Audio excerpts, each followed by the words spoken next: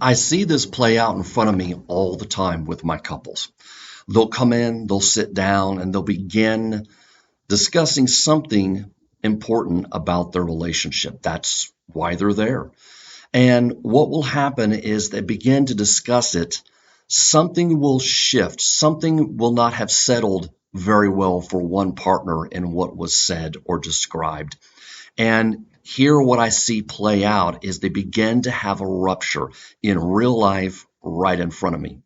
Now, I could back up and say on some level, the whole reason they're there is because they have difficulty repairing ruptures, but they also have difficulty recognizing those ruptures. And so when this begins to happen, what I can see unfold in real time in front of me is one partner starts to get defensive. Their words become more sharp. Their body posture shifts. Their tone begins to shift. And as it does, it begins to then hit the other partner, and they become defensive as well. And so here we go. We're playing out in real life this whole rupture and repair cycle right in front of me. And one of the best things I can do is to stop and slow the couple down and to help them be able to recognize what is happening to them right then and right there. Because what I find is so many couples struggle to be able to even recognize ruptures that happen when they first happen so that they can actively take and make repairs quicker by being able to be more preemptive about it before they dive down into the hole too far and too deep into some kind of conflict. They need to be able to recognize what's happening right there in front of them as it unfolds. And so that's what we're going to talk about today. We're going to talk about the rupture and repair cycle in relationships. Let's get started.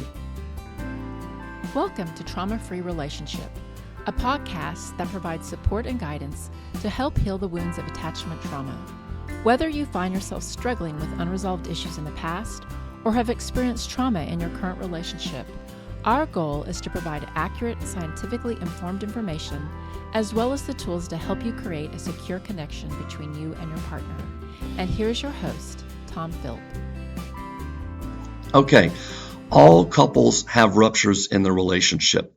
A rupture is simply a break in the emotional bond. It's a disconnection between partners, and it should be normalized because there's not a relationship on earth that doesn't have some type of rupture every now and then. Now, ruptures can be small. They can be misattunements between partners, sort of like the example I gave at the opening of this podcast. Just as you're discussing things with your partner, we don't quite get the full context, the deeper meaning of what each other is saying, or something hits us wrong and brings up some funny feelings for us, and all of a sudden we find that we're getting a little bit defensive. This may not be a huge rupture, something that we might call more of a misattunement between partners, but it can be the beginning of a rupture in the relationship. And we can, of course, have larger ruptures as well. Hopefully, those are very, very rare.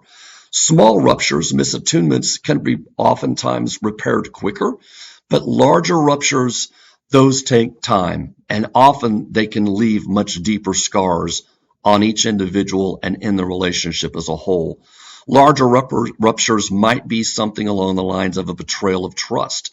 Maybe one partner was hiding money, or secretly drinking, or doing something that was a violation of trust, a violation of an agreement in the relationship for how each partner conducts themselves. Or it could be an affair, or it could be some type of physical, emotional, or sexual abuse. And of course, all these can lead to trauma.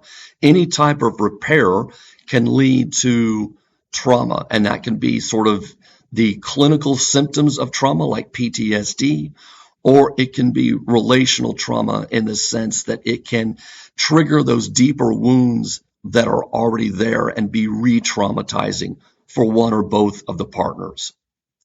Now, the rupture repair cycle is not inherently negative itself.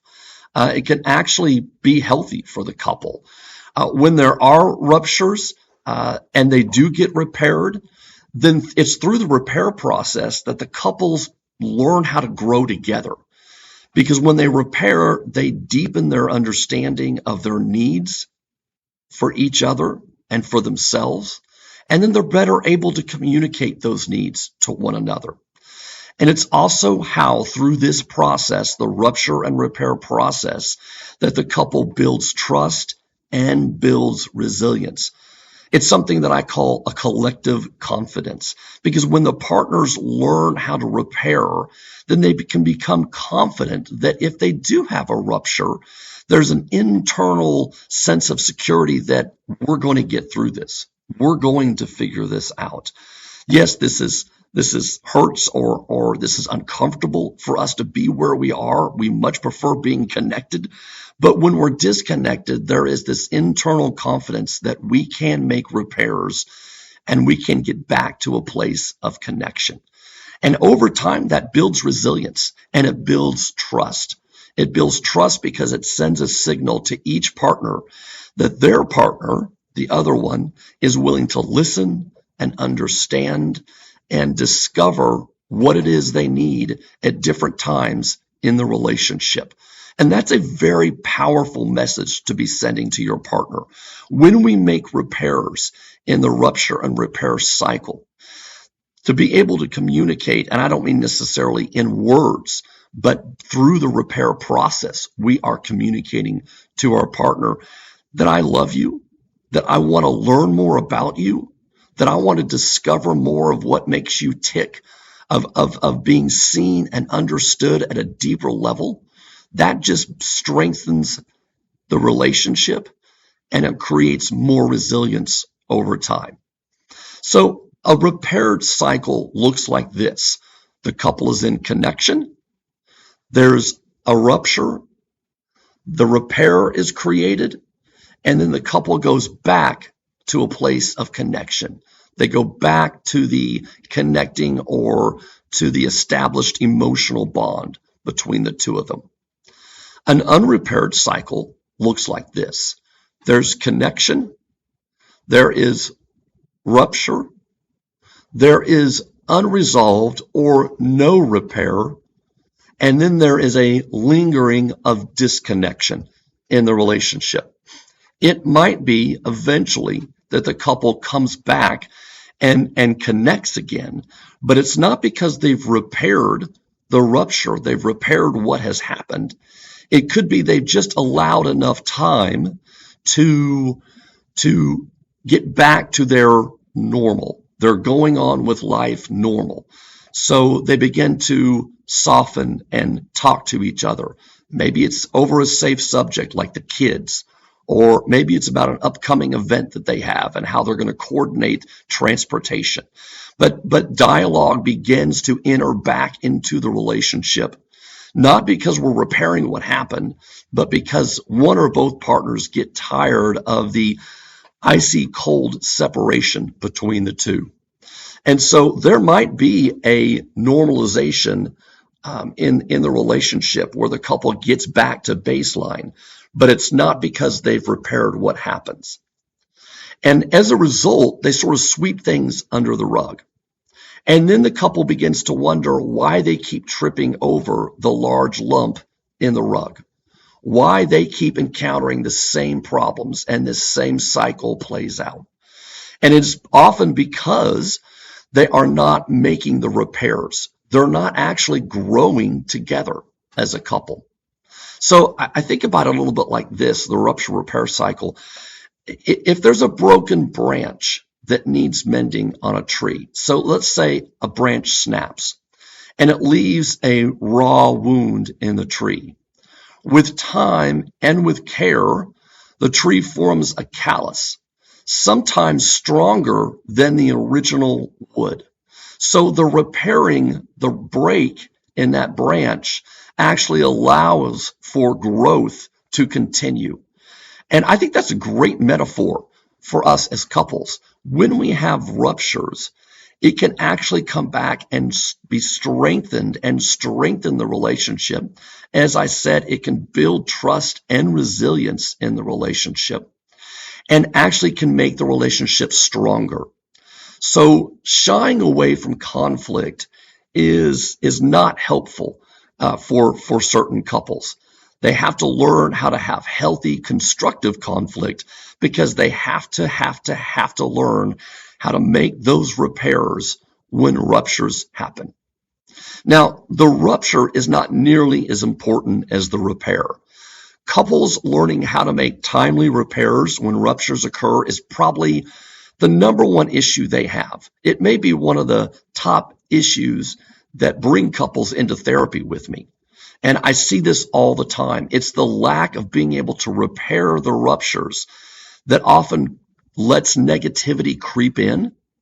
And it creates the cycles, the negative cycles that we talk about, whether they're trauma cycles where each person's defensiveness has triggered the other's trauma wound, or it's just prolonged negativity that over time creeps into the relationship that then really begins to turn the relationship into resentment and sometimes even into contempt.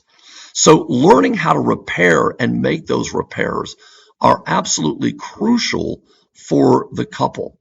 Now, I want to describe what repair looks like with trauma, because repairing with trauma is different than without trauma. So couples that have past traumas, they struggle more to repair their ruptures. First of all, if couples that have past trauma, they tend to have more ruptures more often, and they tend to be more profound. They tend to be deeper, harder. Sometimes the wound is more salient in the relationship. And they often stay defensive longer and are less able to self-soothe themselves. And they tend to misjudge their partner's intentions. So it's not that my partner misspoke. It's not that my partner was not clear in their communication or was struggling to get the words out. Rather, it was my partner intended to hurt me. Not that they did hurt me, but their intention was to hurt me.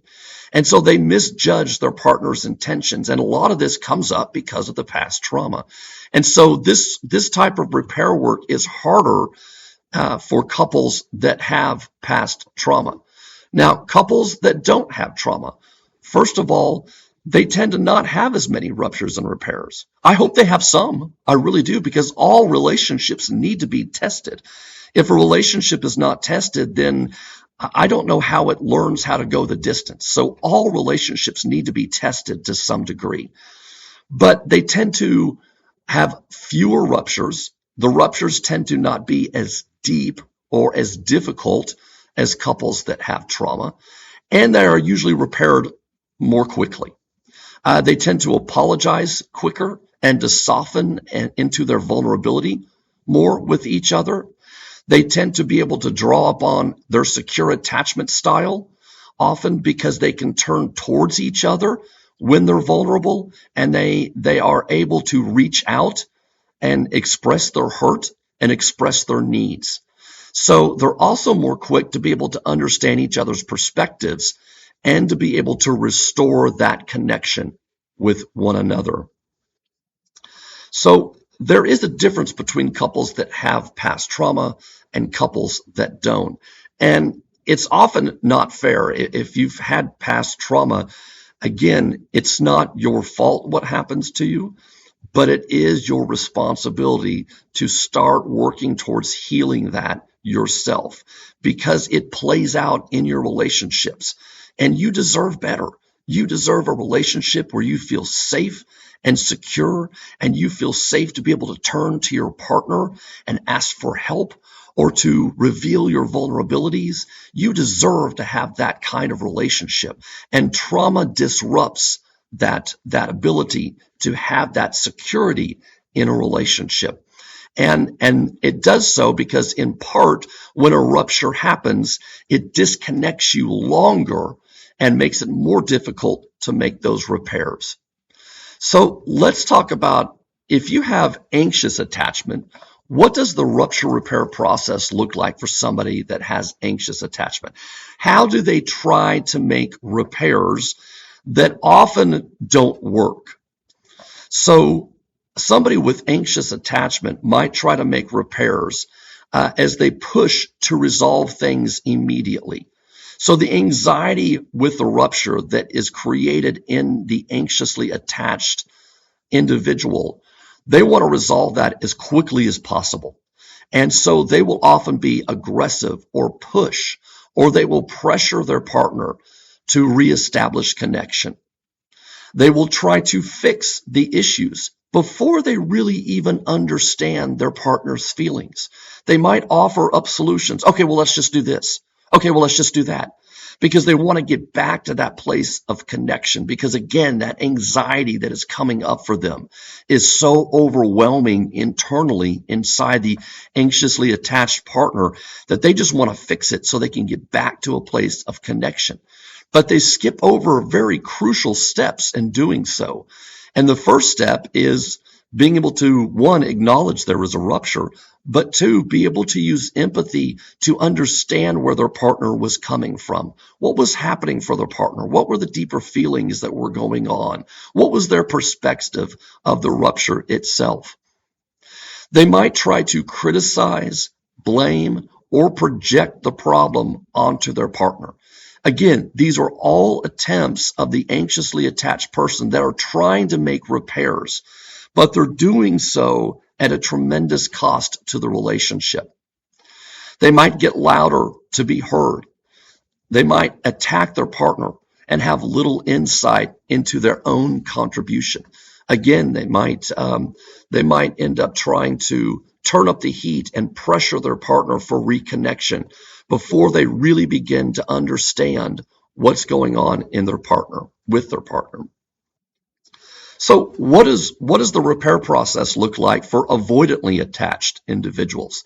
So how do they try to make repairs that often don't work, that keep them stuck, that keep the repair or the rupture repair cycle continuing in terms of the rupture's prolonged, is what I'm trying to say here. Well, they might shut down in order to not make things worse. This is a classic avoidant attachment style of coping. They shut down. I don't want to say anything that's going to make it worse. I don't want to say anything that is going to make my partner more upset. And so they just disengage from the conversation. They tend to withdraw in order to control their anxiety. And keep in mind here, the avoidantly attached partner, they might cut off their emotions, but it doesn't often mean that they have no emotions whatsoever. It's just that they are so good at controlling it, at moving away from it, or at shutting it down, that on the outside, it looks like they are uncaring. It looks like they have no feelings from the outside. But in the inside, oftentimes, they are just as overwhelmed with anxiety as their anxiously attached partner might be. So part of the way they try to control their anxiety is to shut it down, is to emotionally disengage or literally leave the room. They might remove themselves, as I said, from the situation in order to regulate their anger.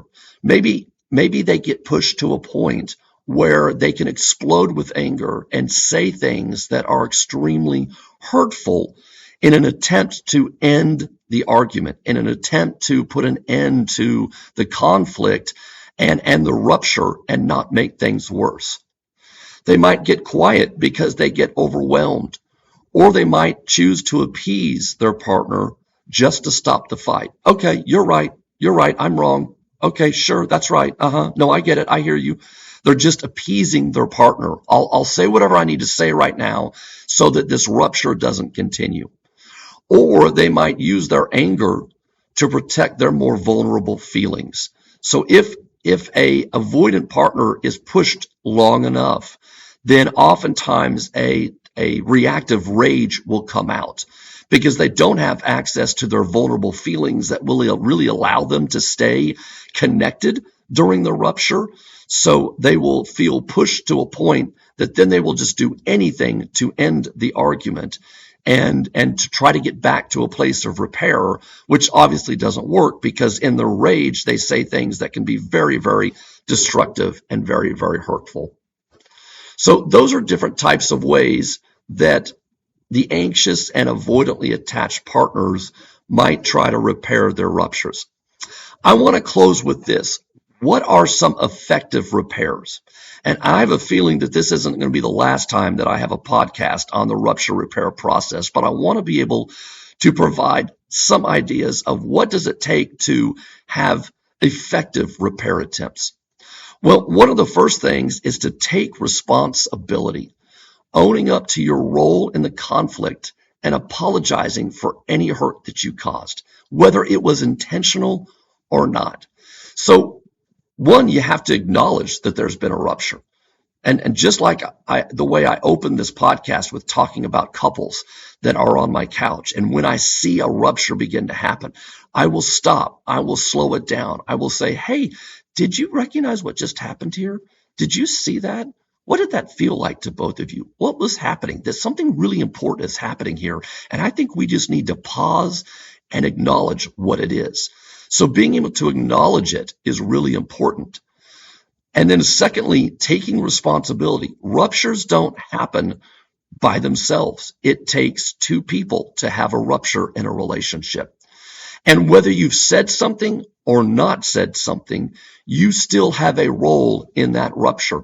And so being able to take responsibility for your part is really important. Another effective repair is using empathy to try to understand each other's perspectives and feelings.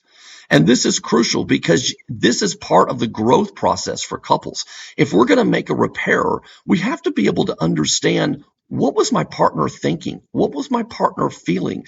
Did they just say something wrong that came out? Or did they not realize they were using a tone? Or did they mean what they say, but I just don't have the full context of what they're actually trying to communicate? It takes empathy to be able to step into your partner's shoes and to be able to try to understand their perspective and their feelings of what happened in the rupture. And of course, to do that, you have to be able to create open communication, which means that we have to be able to regulate our emotions enough that we can have open dialogue with our partner. So talking openly and honestly about the issue without blame or defensiveness. And so if we can't create that, then we stay stuck in a defensive cycle and we stay stuck in a rupture without the repair.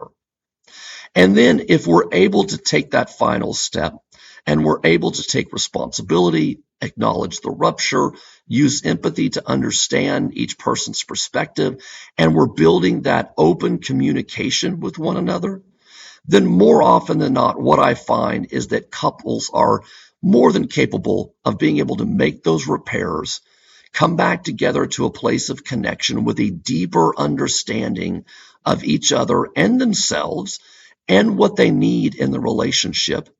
And then they're able to go that extra step and sometimes be able to forgive one another.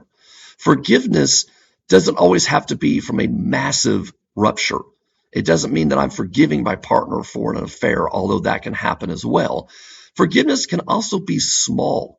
Oh, it makes sense to me. You just misspoke there. Oh, okay, I get the deeper meaning of what you're trying to say there. I was hung up on this word and I went down this path instead of the other, which you intended me to go down. And I could see how that miscommunication happened.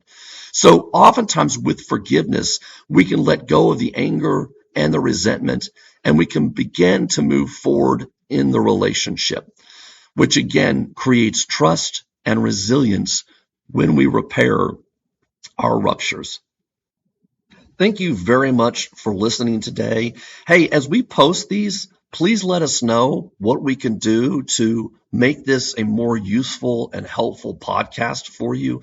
I'm trying to get out this information that I think is most important based on what I'm seeing of all my years of working with couples and my years of study and education and everything else, and just my passion for resolving trauma within relationships and creating trauma-free relationships. So I'd love to hear back from you.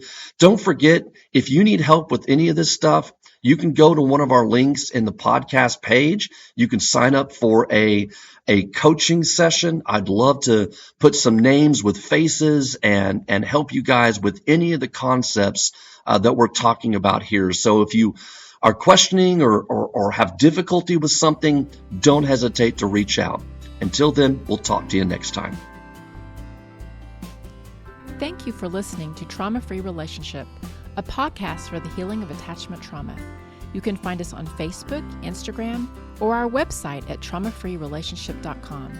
Be sure to look for our next episode on your favorite streaming service.